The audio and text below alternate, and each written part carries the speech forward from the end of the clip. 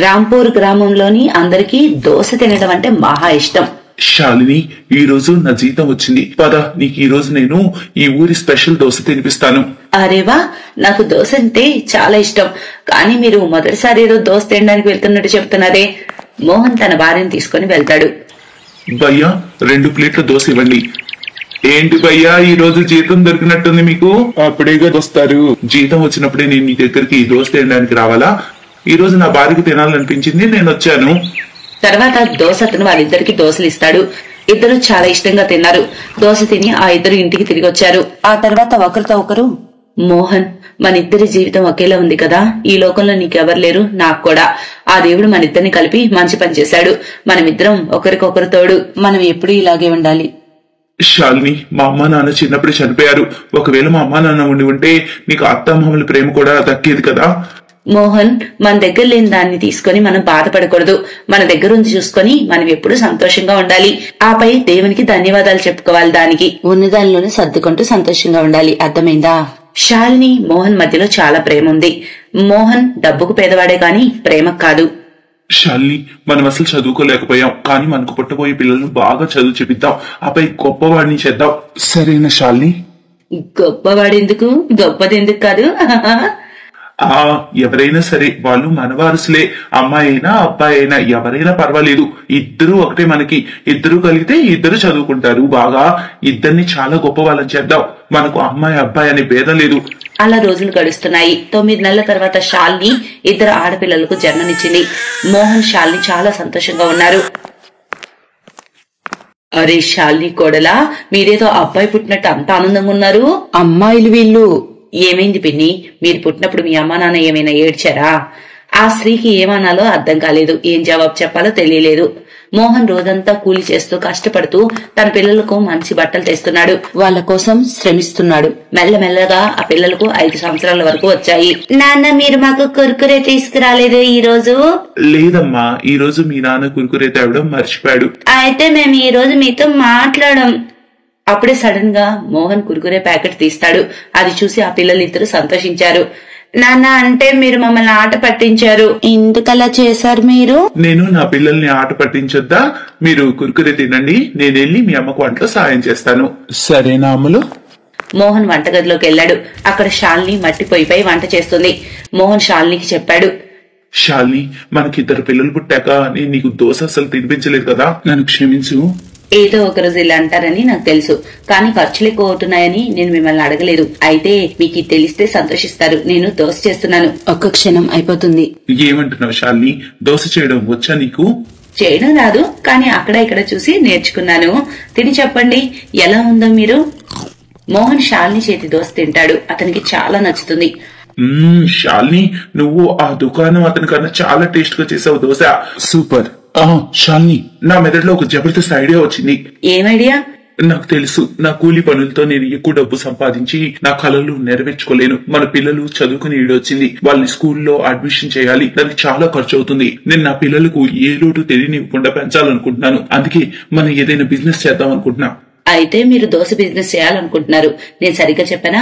శాలిని, నువ్వు అంతర్యామివి. నిజంగా శాలిని, మనకు వేరే బిజినెస్ రాదు. నీ చేతిలో మాయుంది. నీ చేతి దోశ తిని ఊర్లో వాళ్ళు, పక్క ఊరి వాళ్ళు ఆ దుకాణదారుని దోశను మానేసి అందరూ మన దగ్గరకు వస్తారు. ఈ బిజినెస్ లో పెద్ద ఖర్చు కూడా అవ్వదు. మన ఇంటి బయట దోశ అమ్మచ్చు. అలా అలా సంపాదన పెరిగితే దుకాణం కొందాం మనం పెద్దదొకటి. ఏమంటావు? నువ్వు నాతో సహకరిస్తావా? చెప్పు శాలిని. నేను మీకు తోడున్నాను మోహన్. నేను ఇంట్లో దోశ పిండి తయారు చేస్తాను. మీరు బయట అమ్ముతూ ఉండండి. రేపటి నుంచి పని మొదలు పెడదాం. ఇక త్వరగా వెళ్లి సామాన్లు తీసుకురండి. మరుసటి రోజు త్వరగా లేచి మోహన్ దోశ తయారు చేసే సామాన్లన్నీ తెచ్చాడు. శాలిని తన చేతులతో చాలా రుచికరమైన దోశలను వేస్తుంది. ఇక మోహన్ ఇంటి బయట ఒక టేబుల్ పై వాటిని పెట్టి అమ్మడం మొదలు పెట్టాడు. చాలా సేపటి వరకు వాళ్ళ దుకాణం వరకు ఎవరూ రాలేదు. కానీ కాసేపటి తర్వాత ఒక వ్యక్తి వచ్చాడు. అరే మోహన్, నువ్వు దోశ దుకాణం ఎప్పుడు తెరిచావు బాయ్? సరే, ఒక ప్లేట్ ఇవ్వు. ఎలా ఉందో చెప్తాను. ఇప్పుడే తెరిచాను భయ్యా, తిని చెప్పండి రుచి ఎలా ఉందో. మోహన్ శాలిని చేసిన దోశను ఆ వ్యక్తికి తినిపించాడు. తిన్నాక ఆ వ్యక్తి చెప్పాడు, బానే ఉంది, కానీ ఆ పురాణ దురంధ్రుడిని అయితే వెనక్కి నువ్వు నెట్లేవు. గ్రామం వాళ్ళందరూ అక్కడికి వెళ్తారు. అతనికి అలవాటైపోయారు అందరూ. నువ్వు ఏదైనా సరే ఇది నడపాలంటే కాస్త వెరైటీ చేయాల్సి ఉంటుంది, ఎవరు రారు లేకుంటే. కాస్త ఏదైనా వెరైటీ ఆలోచించు, ఏదైనా కొత్తగా ఆలోచించు. ఆ దురంధరుని దోశల రుచి ముందు ఇవి చాలవు. అర్థమైందా? అరే భయ్యా, రుచి దోశలు ఎలాగైనా ఒకటే ఉంటుంది కదా. అలా రోజంతా ఇద్దరో నలుగురో వచ్చేవారు కానీ వాళ్ళెవరూ మళ్లీ రాలేదు. ఈ విధంగా మోహన్ దోశ దుకాణం ఫ్లాప్ అయింది. శాలిని, మన రోజు తయారీ వేస్ట్ అవుతుంది. నాకెందుకో ఇది నడపడం కష్టం అనిపిస్తుంది. అంతకు ముందు నుంచే దురంధర మార్కెట్ లో ఉన్నాడు. అతని దోశ అందరికి ఇష్టం.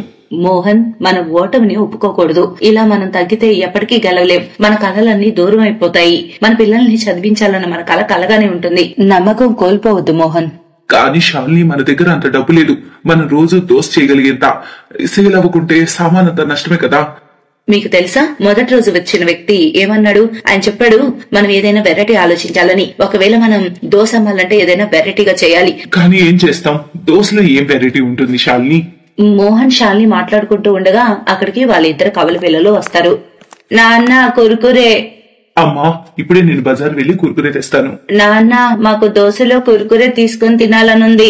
శాలిని, పిల్లలు కూడా చూడు ఎలాంటి డిమాండ్ చేస్తున్నారో. ఆయన కుర్కురే దోశ ఎవరైనా తింటారా?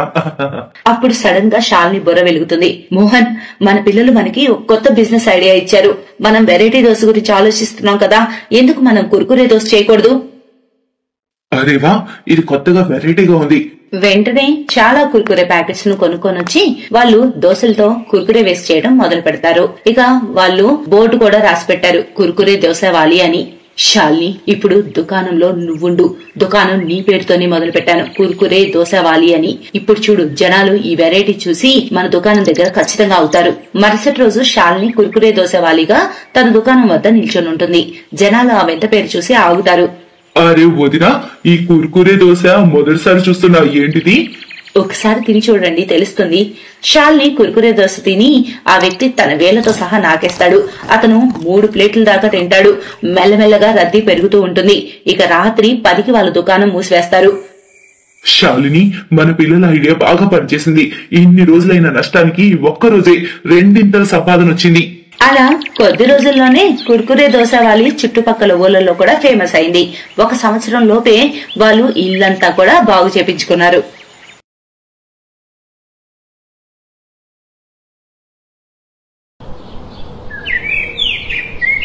మధు చాలా అహంకారం గల కోడలు. తను ఒక గొప్పింటమ్మాయి. కానీ మధ్యతరగతి ఇంట్లో పెళ్లి చేసుకుంది. ఈ పెళ్లి మధు సొంత ఇష్టంతోనే జరిగింది. ఎందుకంటే ఆమె అర్పిత్ను లవ్ మ్యారేజ్ చేసుకుంది. కానీ పెళ్లి తర్వాత మధు అనుకున్న కోరికలు నెరవేరలేదు. ఏవైతే పెళ్లికి ముందు తీరేవో అవి. ఎప్పుడు ఏది కావాలన్నా అవి క్షణంలోనే ఆమెకు దొరికేవి. అవన్నీ ఇప్పుడు ఆగిపోయాయి. అందువల్ల మధు చాలా కోపంగా ఉంటుంది. కోపంలో పంతానికి మధు తన పాత స్నేహితులతో మళ్లీ అక్కడికి ఇక్కడికి తిరగడం మొదలుపెట్టింది. ఇక వారిని తరచుగా తన ఇంటికి పిలుస్తుంది. ఇది మధు అత్తకు పెద్దగా నచ్చేది కాదు. ఎందుకంటే మధు అత్త శోభకు మధు ఫ్రెండ్స్ చెడు అలవాట్లు కలవారని అర్థం అవడం వల్ల ఆమె ఈ విషయం గురించి అర్పిత్ తో మాట్లాడి అంతా చక్కదిద్దాలనుకుంది. ఇప్పుడు మీ మనసుకు శాంతిగా ఉందా? రగానే ఎక్కించేశారా మీ కొడుక్కి? ఏం కావాలి అసలు మీకు? నా బతికెందుకు ఇలా నాశనం చేస్తున్నారు? నేనేం చేశాను మిమ్మల్ని? నిజంగా నాకు చిరాకొస్తుంది. ఈ ఇంట్లో పెళ్లి చేసుకుని నా తల్లాత నేనే చెడగొట్టుకున్నాను. మధు, అమ్మతో మాట్లాడే పద్ధతి ఇదేనా? అరే, అమ్మ నీ మంచి గురించి ఆలోచిస్తుంది. నీ స్నేహితులు అసలు సరిగ్గా లేరు. చూడలేదా నువ్వు? వాళ్ళ బ్యాడ్ హ్యాబిట్స్, స్మోకింగ్ చేస్తారు, డ్రింకింగ్ చేస్తారు, క్లబ్స్ కి వెళ్లి రాత్రంతా ప్యాక్ ఆడతారు. ఇవన్నీ ఒక సంస్కార ఇళ్లకు మర్యాదనిస్తాయా? కొంచెమైనా బుద్ధి పెట్టి ఆలోచిస్తున్నావా నువ్వు? చాలు, ఇక ఆపండి. నా స్నేహితుల్ని తప్పు పడతారా? అరే, వాళ్ళు డబ్బున్న వాళ్ళు అలాగే ఉంటారు. నేను పెళ్లి తర్వాత అవన్నీ వదిలేశాను. అంతకుముందు నేను కూడా అవన్నీ చేశాను. ఏమో, ఇక ముందు ముందు తిరిగి మళ్లీ నా అలవాట్లు నేను మొదలు పెడతానేమో. దానిలో నాకేమి చెడు కనిపించడం లేదు. ఇక అత్తయ్య, మీరు ఇక ఈ రోజు తర్వాత మీరు నా స్నేహితులను ఒక్క మాట అనడానికి వీల్లేదు. ఇది నా లైఫ్. నాకు నచ్చినట్లు నేను బతకాలనుకుంటున్నాను. అర్థమైందా మీకు? దయచేసి మీరు నా విషయాల్లో కల్పించుకోవద్దు. ఆ తర్వాత నుంచి మధు అత్తయ్య ఆమెకు ఏమైనా చెప్పడం కూడా మానేసింది. దానివల్ల మధుకి ఇంకా స్వేచ్ఛ దొరికింది. ఇక ఇప్పుడు ఆమె తన ఫ్రెండ్స్ తో ఇంకా ఎక్కువ సమయం గడపడం ప్రారంభించింది. తన ఇద్దరి ముఖ్య స్నేహితురాళ్లు షాలు, రీతు ఇంట్లో కూర్చొనున్నారు. మధు చాలా ఆకలిస్తుంది. వర్షం కూడా భలే ఉంది. ఇప్పుడు వేడివేడి పకోడీ టీ ఉంటే అబ్బా అదిరిపోతుంది కదా. వా, షాలు ఐడియా భలే ఉంది. నా కోసం పన్నీర్ ఇంకా మిర్చి పకోడా తప్పకుండా చేపించాలి నువ్వు. కానీ చేసేదెవరు? నీ ఇంట్లో నాకు కుక్ ఎవరు కనిపించడం లేదే. అరే, నా ఇంట్లో వంట అంతా నా అత్తే చేస్తుంది. ఆగు, ఇప్పుడే తనకి చెప్తాను. ఇంకా నీకోసం వేడివేడి పకోడీ, టీ ఏం కావాలన్నా సరే అంతా ఆమె చేసి పెడుతుంది. సరేనా? అంటే పని మనిషా? అరే మెల్లగా షాలు వింటుంది. మధు అత్తయ్య వాళ్ళ మాటల్ని వింటుంది, కానీ ఆమె ఏమీ మాట్లాడదు. కోడలాను నన్ను పిలిచావా? అది నా ఫ్రెండ్స్ కి టిఫిన్ టీ కావాలి, సో మీరెళ్ళి టిఫిన్ తయారు చేయండి, పకోడీలు వేయండి, మిర్చి పన్నీర్ ఎక్కువగా వేయండి, ఇంకా టీ టిఫిన్లు మంచి వేడిగా ఉండాలి, సరేనా? సరే కోడలా, నేను చేస్తాను. మధు అత్తయ్య శోభ వంటింట్లో పకోడీ టీ తయారు చేస్తూ ఉంటుంది. కొద్దిసేపటి తర్వాత అవి తీసుకుని ఆమె మధు స్నేహితుల దగ్గరకు వస్తుంది. కానీ ఆమె ఫ్రెండ్స్ ఆమెను ఎగతాళి చేయడం మొదలు పెడతారు. ఓ మాట చెప్పనా ఆంటీ గారు, మీరు ఎంత బాగా వంట చేస్తున్నారు. మీకు ఎక్కడైనా సరే ఈజీగా పని దొరుకుతుంది. ఒకవేళ మీరు కావాలంటే మా ఇంట్లో వంట మనిషిగా వచ్చేయచ్చు. నేను మీకు మంచి జీతం ఇస్తాను, సరేనా? శాలు చెప్పిన ఈ మాట సరిగ్గా నిజం. మీరు మా ఇంట్లో కూడా వంట పని చేయొచ్చు. మీరు మా ఇద్దరి ఇంట్లో పనికి చేరండి. మధులాగా మేము కూడా మంచి రుచికరమైన వంటలను తినే అవకాశం పొందుతాం. లేదమ్మా, నేను బయట ఉద్యోగం చేయను. కేవలం నా కుటుంబం కోసం మాత్రమే వంట చేస్తాను.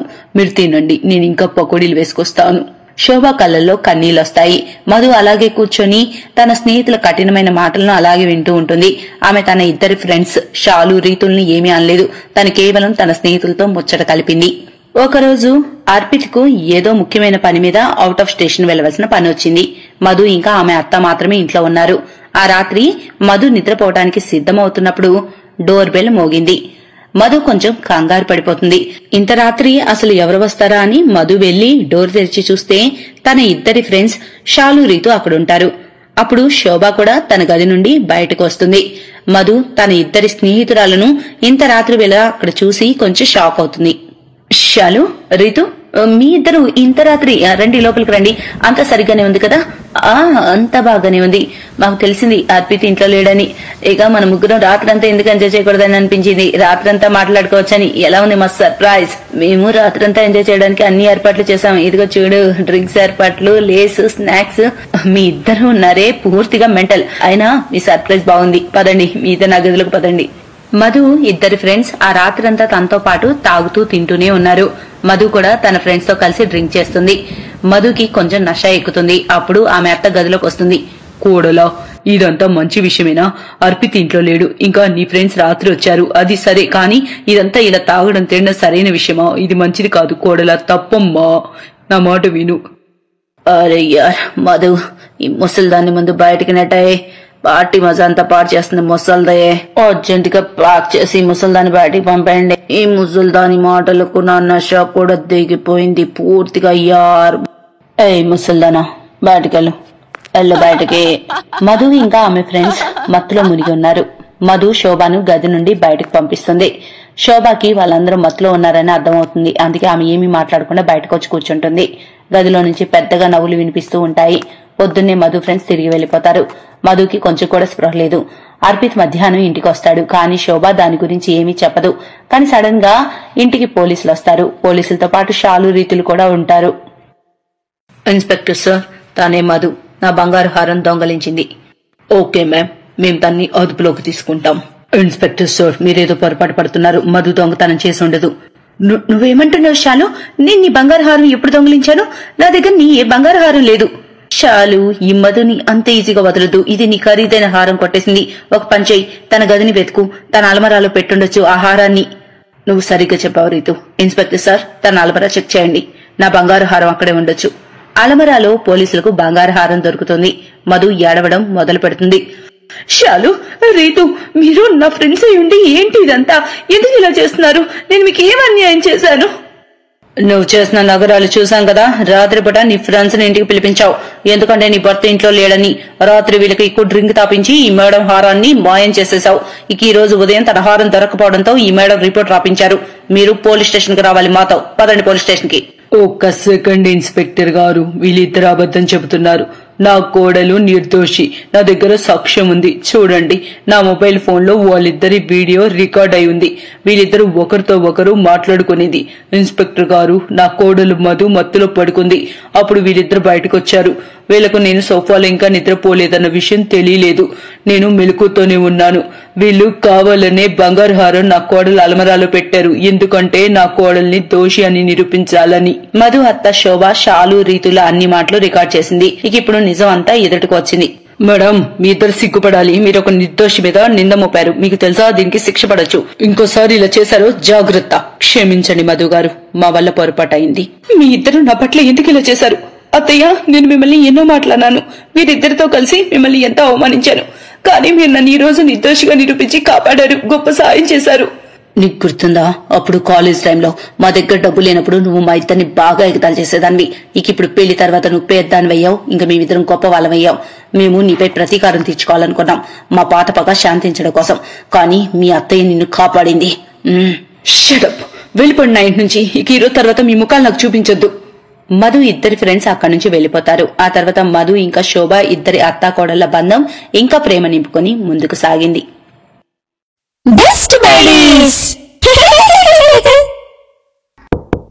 హలో ఫ్రెండ్స్, ఈ వీడియో చూసినందుకు మీకు ధన్యవాదాలు. ఒకవేళ మీకు ఈ వీడియో నచ్చినట్లయితే దయచేసి లైక్ చేసి సబ్స్క్రైబ్ చేయండి మరియు ఈ వీడియోపై కామెంట్ చేయండి. ఇంకో విషయం, షేర్ చేయడం మర్చిపోకండి. ఇలాంటి మరిన్ని వీడియోలు మీరు చూడాలనుకుంటే కిందనే ఉన్న బెల్ బటన్ ని నొక్కండి. చూస్తూనే ఉండండి బెస్ట్ బడీస్.